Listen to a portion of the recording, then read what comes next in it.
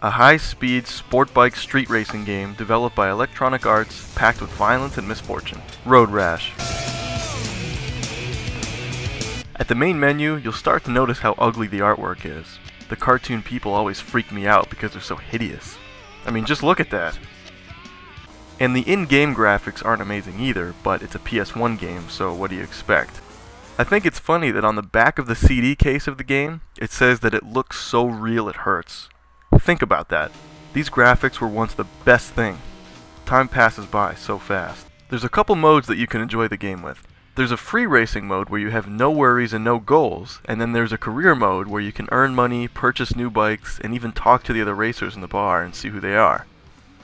Road Rash has a decent soundtrack, with nothing too poppy or anything too lame. I've played this game a lot as a kid, and I always tried as hard as I could to run over the pedestrians and punch cops in the face. Of course, there's always the risk of slamming into oncoming traffic and really messing up.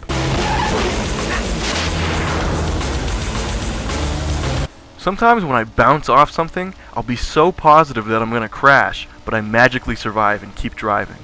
Little events like that keep you on the edge of your seat. You can use R2 and L2 to punch and kick other racers, which I always thought was really cool. Instead of picking up power-ups like in Mario Kart, you just kick them across the street and into a building. I love it. There are only 5 or 6 tracks, and some of them look so similar you couldn't tell them apart. Some tracks have different scenery, but most will lead you through a city district. Now, when you finish a race, depending on your placing, there will be a relatively short cutscene depicting your victory or your loss. If you lose, you might be unlucky enough to see a cutscene where the other racers put training wheels on your bike. There's about 25 minutes of footage like this.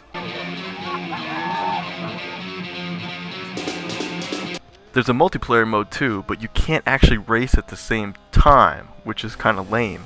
You take turns like in Super Mario Bros. I like this game a lot and enjoyed playing it through for this review.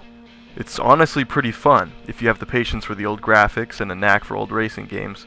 I recommend at least one playthrough if you're curious. You'll be surprised at how entertaining it can be.